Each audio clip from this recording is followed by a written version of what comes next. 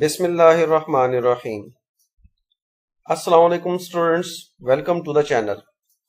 आइए आज हम फेडरल बोर्ड के न्यू सिलेबस और करिकुलम के मुताबिक फर्स्ट ईयर फिजिक्स के चैप्टर नंबर 3 में मौजूद शॉर्ट क्वेश्चंस को डिस्कस करते हैं। First question, what are the conditions for using equation of motion. Question है कि इक्वेशन ऑफ मोशन को इस्तेमाल करने के लिए क्या कंडीशंस या शराइत हैं। स्टूडेंट्स, अब जानते हैं कि इक्वेशन ऑफ मोशन वो 3 हैं। इनको इस्तेमाल करने के लिए कुछ कंडीशंस हैं, कुछ शराइत हैं। ये कुछ खास कंडीशन के तहत ही ये इक्वेशंस ऑफ मोशन वैलिड होती हैं। उनमें पहली कंडीशन ये है कि ऑब्जेक्ट्स यूनिफॉर्म या कांस्टेंट एक्सेलरेशन के साथ मूव कर रहे हों। दूसरी कंडीशन ये है कि ऑब्जेक्ट एक स्ट्रेट लाइन के अलोंग मूव कर रहे हों। जब ऑब्जेक्ट स्ट्रेट लाइन के अलोंग मूव कर रहे होंगे तो इनमें से कुछ वेक्टर क्वांटिटीज जैसे कि vi initial velocity, vf final velocity और a एक्सेलरेशन है, इन वेक्टर्स को हम स्केलर्स की तरह मैनिपुलेट कर सकते हैं। यानी हम इन वेक्टर क्वांटिटीज के सिर्फ मैग्नीट्यूड को कंसीडर करते हैं। और तीसरी कंडीशन ये है कि इन इक्वेशन ऑफ मोशन में इनिशियल वेलोसिटी की डायरेक्शन को रेफरेंस लिया जाता है। जो वेक्टर क्वांटिटीज vi यानी इनिशियल वेलोसिटी की अपोजिट डायरेक्शन में होंगी उन्हें हम नेगेटिव साइन के साथ इंडिकेट करेंगे। तो third, the direction of initial velocity is taken as reference. The quantities which are in the direction of vi are taken as positive and the quantities opposite in direction to vi are taken as negative. तो students, ये 3 condition थी जिनके तहत equation of motion valid है। पहली condition, objects का जो acceleration है वो यूनिफॉर्म हो, ऑब्जेक्ट स्ट्रेट लाइन के अलोंग मूव कर रहे हो और इनिशियल वेलोसिटी की जो डायरेक्शन है उसे हम रेफरेंस लेते हैं। Next, question number 2. You throw a small ball vertically up in the air. How are the velocity and acceleration of the ball oriented with respect to one another? A. When the ball is going upward. B. When the ball is coming downward.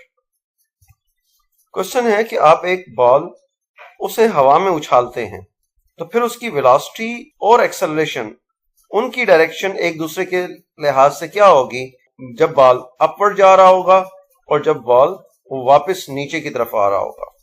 तो consider कर लें हम एक ball upward throw करते हैं। जब ये object upward जा रहा होता है तो ऊपर जाते हुए इसकी वेलोसिटी डिक्रीज होती है। इसलिए डिक्रीज हो रही है क्योंकि इस पर ग्रेविटी की फोर्स वर्टिकली डाउनवर्ड एक्ट कर रही है। तो इसलिए जब ये बॉल अपवर्ड जा रहा होता है तो इसकी अपवर्ड मोशन के दौरान वेलोसिटी की डायरेक्शन अपवर्ड है, लेकिन एक्सेलरेशन जो कि एक्सेलरेशन ड्यू टू ग्रेविटी के इक्वल है उसकी डायरेक्शन डाउनवर्ड होगी, यानी दोनों अपोजिट डायरेक्शन में होंगे। और जब ये बॉल टॉप पर पहुंच जाता है जहां उसकी वेलोसिटी 0 हो जाती है, उसके बाद ये वापस नीचे की तरफ आता है तो डाउनवर्ड मोशन के दौरान इसकी वेलोसिटी भी और एक्सेलरेशन दोनों की डायरेक्शन सेम होती है, वो डाउनवर्ड होती है। तो यही हमने इसका आंसर लिखना है कि during upward motion velocity is directed upward and the acceleration is directed downward, or during downward motion both velocity and acceleration are directed in the same downward direction. Next, question number 3. For a projectile motion, is the velocity 0 at any instant? Is the acceleration 0 at any instant? Question है कि projectile motion के लिए क्या किसी लम्हे velocity 0 हो सकती है, और इसका दूसरा पार्ट इस क्वेश्चन का ये है कि क्या किसी लम्हे एक्सेलरेशन की वैल्यू भी 0 हो सकती है। तो इस क्वेश्चन का सिंपल आंसर ये है कि ना ही वेलोसिटी और ना ही एक्सेलरेशन एक प्रोजेक्टाइल मोशन के दौरान किसी भी लम्हे उनकी वैल्यू 0 होती। वेलोसिटी भी 0 किसी लम्हे में नहीं हो सकती और ना ही एक्सेलरेशन किसी इंस्टेंट पे 0 होती। फॉर एग्जांपल, आप एक प्रोजेक्टाइल मोशन कंसिडर कर लें जिसमें एक फुटबॉल को हॉरिजॉन्टल के साथ कोई एंगल बनाते हुए किक लगाई गई है। यह प्रोजेक्टाइल जब अपवर्ड मूव करता है तो अपवर्ड मोशन के दौरान इसकी वेलोसिटी के 2 कंपोनेंट हैं। एक हॉरिजॉन्टल कंपोनेंट है जिसे ब्लू एरो से दिखाया गया है और दूसरा इसकी वेलोसिटी का वर्टिकल कंपोनेंट है जिसे रेड कलर के एरोज से दिखाया गया। हॉरिजॉन्टल कंपोनेंट वो कांस्टेंट रहता है, यानी vx की वैल्यू हमेशा कांस्टेंट रहती है। इसकी वजह यह है कि जब हम एक प्रोजेक्टाइल को थ्रो करते हैं, लॉन्च करते हैं, तो उसके बाद हॉरिजॉन्टल डायरेक्शन में उसके ऊपर कोई फोर्स एक्ट नहीं करती अगर हम एयर फ्रिक्शन को निगलेक्ट कर रहे हैं, लेकिन वर्टिकल डायरेक्शन में उस पर फोर्स एक्ट कर रही होती है और वो फोर्स ग्रेविटी की फोर्स है। तो अपवर्ड जाते हुए वेलोसिटी डिक्रीज होती है क्योंकि एक्सेलरेशन की डायरेक्शन डाउनवर्ड होती है, लेकिन जब ये डाउनवर्ड मूव कर रहा होता है तो उस वक्त उसकी वेलोसिटी का जो वर्टिकल कंपोनेंट है वो इंक्रीज होता है।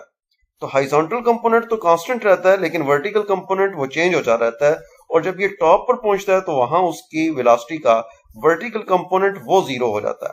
तो वर्टिकल कंपोनेंट तो जीरो हो गया, लेकिन हॉरिजॉन्टल कंपोनेंट वो जीरो नहीं हुआ, यानी वेलोसिटी टॉप पे जाके जीरो नहीं हुई है। इसी तरह एक्सेलरेशन की वैल्यू वो भी थ्रू आउट द मोशन, वो एक्सेलरेशन ड्यू टू ग्रेविटी वो g के इक्वल होती है। तो यही हमने इसका आंसर लिखा है। Know the velocity of the projectile is not zero at any instant, its velocity is minimum at the highest point because here vertical component of the velocity becomes zero, but the velocity is not zero. B part है, no, acceleration of the projectile is not zero at any instant during its motion, but it is equal to acceleration due to gravity g. Next question, question number 4. Question is, construct the motion diagram showing the velocity and acceleration of a projectile at several points along its path, assuming the projectile is launched horizontally, and D part, the projectile is launched at an angle theta with the horizontal. Question है कि हमने एक motion diagram draw करनी है एक projectile motion के लिए, जिसमें उसकी वेलोसिटी और एक्सेलरेशन को दिखाना है मुख्तलिफ पॉइंट्स पर। पहले पार्ट में जब प्रोजेक्टाइल को हॉरिजॉन्टली थ्रो किया जाए, और दूसरे पार्ट में हमने तब ये डायग्राम ड्रॉ करनी है, शो करनी है, जब प्रोजेक्टाइल कोई एंगल हॉरिजॉन्टल के साथ बनाते हुए लॉन्च किया जाए। तो स्टूडेंट्स, पहली फिगर एक ऐसे प्रोजेक्टाइल के लिए जिसे हॉरिजॉन्टली लॉन्च किया गया है, जबकि दूसरी फिगर आप देख रहे हैं एक ऐसे प्रोजेक्टाइल के लिए जिसे हॉरिजॉन्टल के साथ कोई एंगल थीटा बनाते हुए लॉन्च किया गया। अब पहली फिगर, पहला पार्ट जिसमें एक प्रोजेक्टाइल को हॉरिजॉन्टली लॉन्च किया गया है, इसमें आप देख सकते हैं कि वेलोसिटी को हमने ग्रीन एरो से इंडिकेट किया है, जबकि एक्सेलरेशन को हमने रेड कलर के एरो से इंडिकेट किया है। क्योंकि प्रोजेक्टाइल मोशन के दौरान हॉरिजॉन्टल डायरेक्शन में कोई फोर्स एक्ट नहीं करती, इसलिए उसका हॉरिजॉन्टल एक्सेलरेशन यानी ax की वैल्यू वो जीरो है, जबकि जो वर्टिकल एक्सेलरेशन है वो acceleration due to gravity g के इक्वल होता है। इसी तरह दूसरी फिगर, दूसरा पार्ट जिसमें एक प्रोजेक्टाइल को हॉरिजॉन्टल के साथ कोई एंगल बनाते हुए लॉन्च किया गया, एंगल थीटा बनाते हुए, इस वक्त एंगल वेलोसिटी के और हॉरिजॉन्टल के दरमियान वो थीटा है। यहां भी हमने वेलोसिटी को ग्रीन एरो से और एक्सेलरेशन को रेड कलर के एरो से इंडिकेट किया है। एक्सेलरेशन की डायरेक्शन डाउनवर्ड ही है, क्योंकि यहां जो फोर्स लग रही है वो ग्रेविटी की, वो डाउनवर्ड है।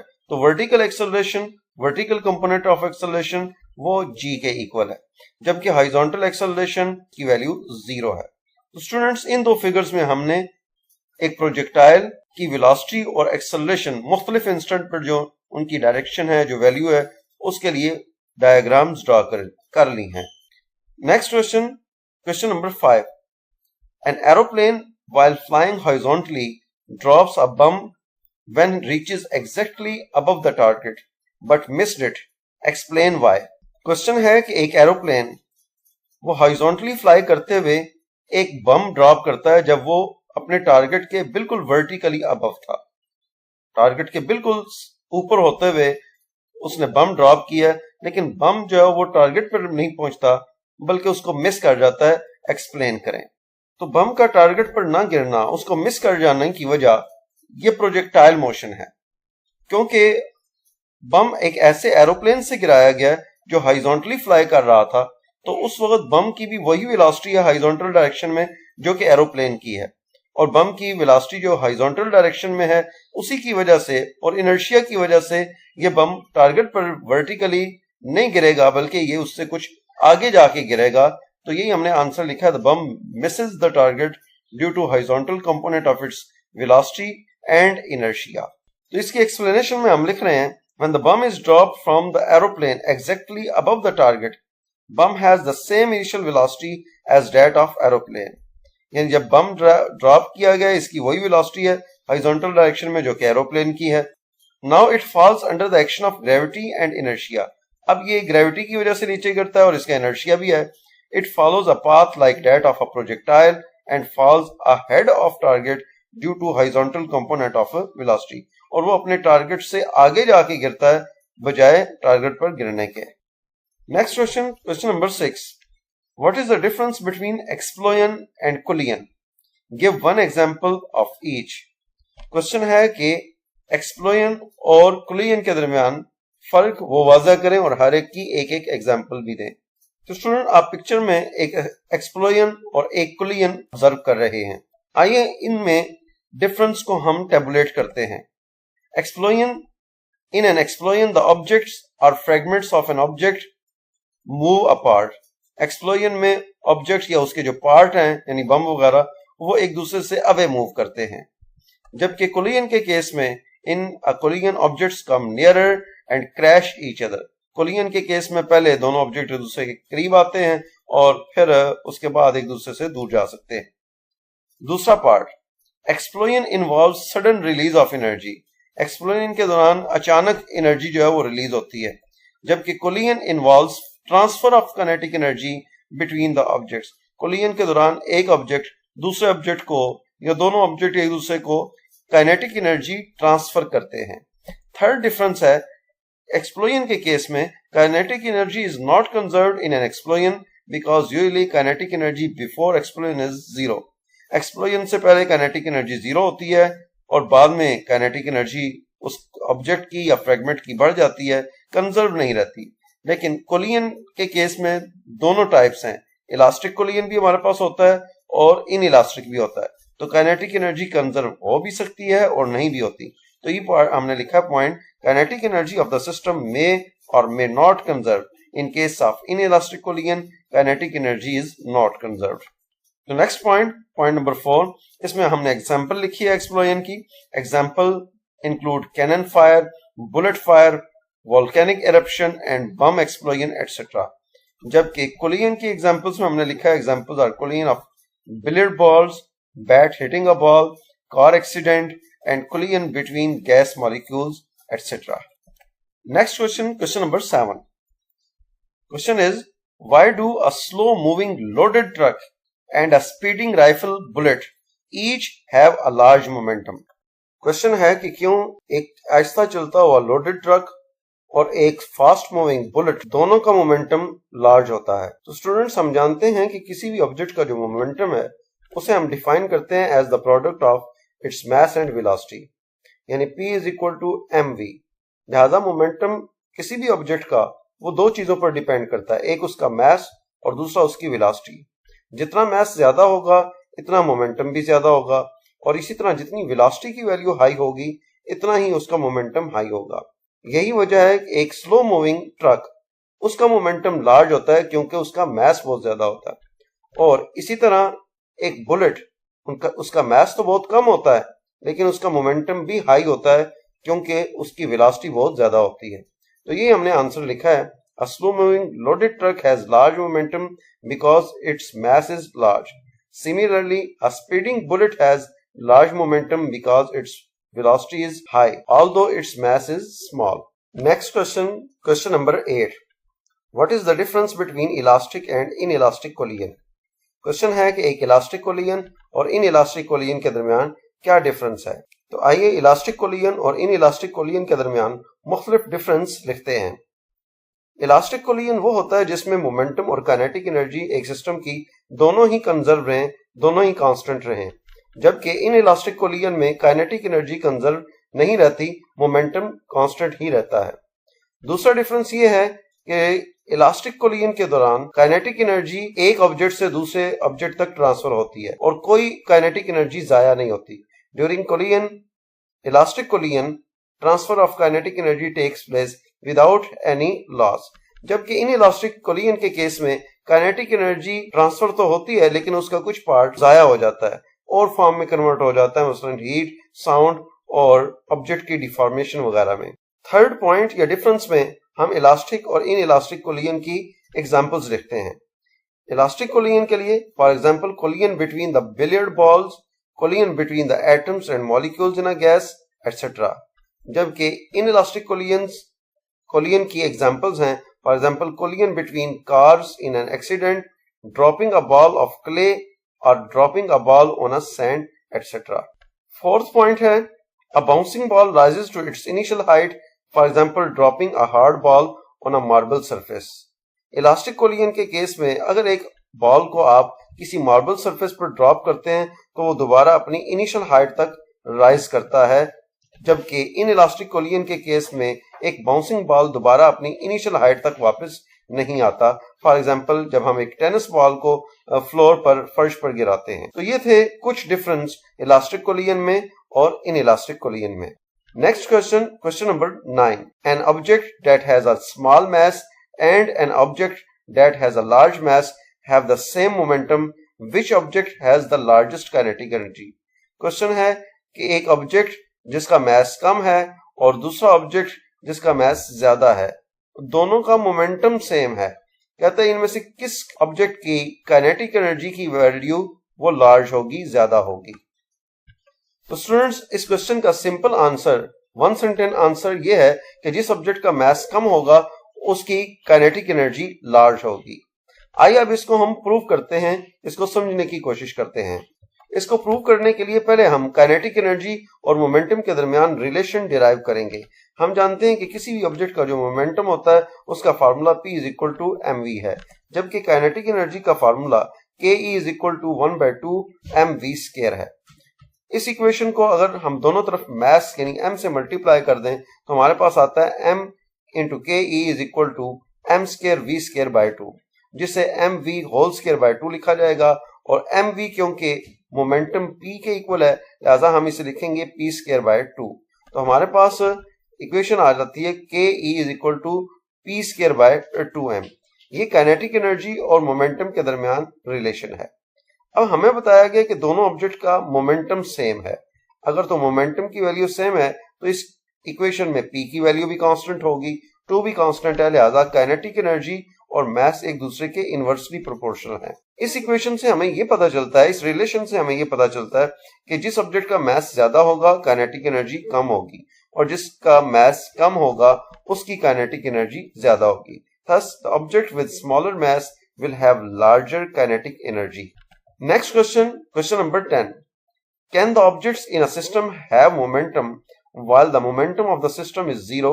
Explain your answer.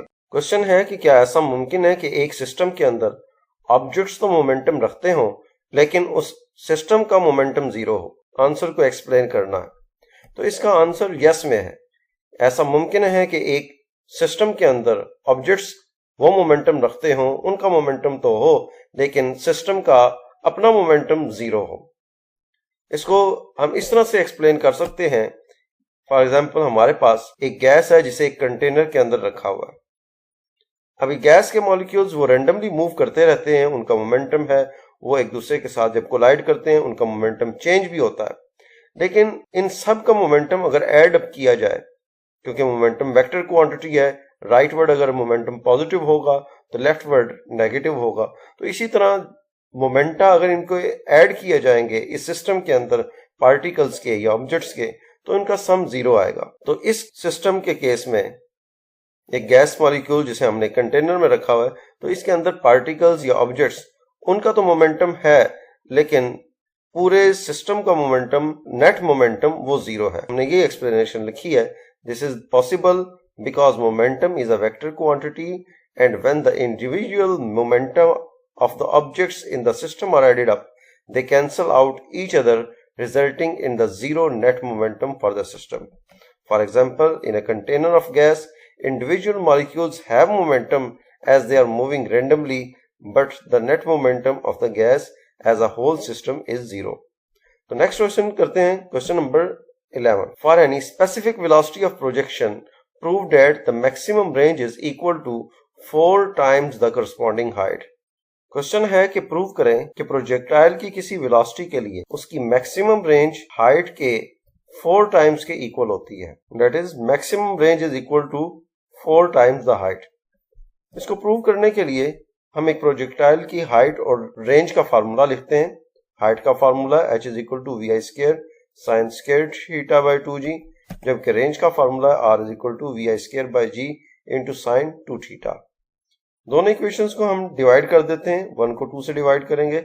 h/r is equal to vi² sin² θ/2g, इसको डिवाइड कर रहे हैं सेकंड इक्वेशन की राइट हैंड साइड से vi²/g into sine 2 theta. Next step में हम डिवाइड कर रहे थे जिस फैक्टर को, उसको इन्वर्ट करके मल्टीप्लाई कर देते हैं g/vi² sin 2 थीटा। अब इस इक्वेशन में कुछ चीजें आपस में कैंसिल हो रही हैं, फॉर एग्जांपल vi² और vi² आपस में कैंसिल हो जाता है, इसी तरह g और ये g भी आपस में कैंसिल अप हो जाएंगे। बाकी हमारे पास जो रह गया है नेक्स्ट स्टेप में हम लिख रहे हैं sin² theta divided by 2 sin 2 theta. इसके बाद नेक्स्ट स्टेप में इस sin 2 थीटा, इसकी वैल्यू हमें पता है कि a इक्वल होती है 2 sin theta into cos theta के, तो यही हमने लिखा है sin 2 थीटा की जगह 2 sin theta into cos theta. तो यहाँ 2 से मल्टीप्लाई होके 4 आ जाएगा और ये नीचे डिनोमिनेटर में जो sin थीटा है और ऊपर न्यूमरेटर में sin² थीटा, इसमें स्केयर कैंसिल हो जाएगा। तो नेक्स्ट स्टेप में हम लिखेंगे, नेक्स्ट पेज पे हम लिख रहे हैं h/r is equal to sin θ/4 cos theta. Next step में हम sin θ/cos थीटा को tan थीटा लिख लेते हैं, h/r is equal to tan θ/4। अब हमें पता है कि किसी भी प्रोजेक्टाइल की रेंज उस वक्त मैक्सिमम होती है जब थीटा की वैल्यू 45 डिग्री हो, तो हम मैक्सिमम रेंज के लिए थीटा की जगह 45 डिग्री पुट कर देते हैं। नेक्स्ट स्टेप में लिखेंगे h/r maximum is equal to tan 45 degree by 4। जब हमने रेंज को मैक्सिमम लिखा है तो उस वक्त थीटा की जगह 45 डिग्री पुट कर दिया। अब कैलकुलेटर से tan 45 डिग्री की वैल्यू अगर फाइंड की जाए तो इसकी वैल्यू आती है 1, तो tan 45 की जगह 1 लिख देते हैं, हमारे पास आ जाएगा h/r maximum is equal to 1/4। Cross multiply करने पर हमारे पास आता है 4h is equal to r maximum, या r maximum is equal to 4h। यानी हमें ये प्रूव हो गया है कि किसी भी प्रोजेक्टाइल की मैक्सिमम जो रेंज होती है वो 4 टाइम्स हाइट के इक्वल होती है। Next question, question number 12, is momentum conserved when a bat hits a ball.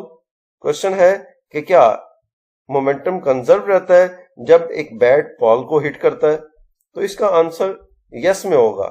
जब एक बैट बॉल के साथ हिट करता है तो मोमेंटम कंजर्व रहता है। जितना मोमेंटम बॉल और बैट का कोलिजन से पहले होता है law of conservation of momentum के मुताबिक, उतना ही मोमेंटम बॉल और बैट का कोलिजन के बाद होगा। Momentum of the bat plus ball before collision is equal to momentum of bat plus ball after the collision. अब इसमें होता क्या है कि बैट बड़ी तेजी से घूमता हुआ जब बॉल को लगता है तो अपना मोमेंटम, बैट का मोमेंटम ये ट्रांसफर होता है बॉल को, तो बॉल मोमेंटम गेन करता है जबकि बैट अपना मोमेंटम वो लूज करता है, लेकिन दोनों का सम कोलिजन से पहले भी और बाद में भी सेम रहता है। तो यही आंसर हमने लिखा है। However the momentum is redistributed between the ball and bat, the ball gains momentum in the direction of swing while the bat loses momentum, the bat's momentum is transferred to the ball causing the ball to accelerate and the bat to decelerate। तो students, ये थे इस chapter के short questions और इनके answer. उम्मीद है कि आपको ये वीडियो अच्छी लगी होगी। अगर ये वीडियो अच्छी लगे तो इसे लाइक जरूर कीजिएगा और इसे अपने फ्रेंड्स के साथ भी शेयर करें और चैनल को भी सब्सक्राइब करें। Thank you.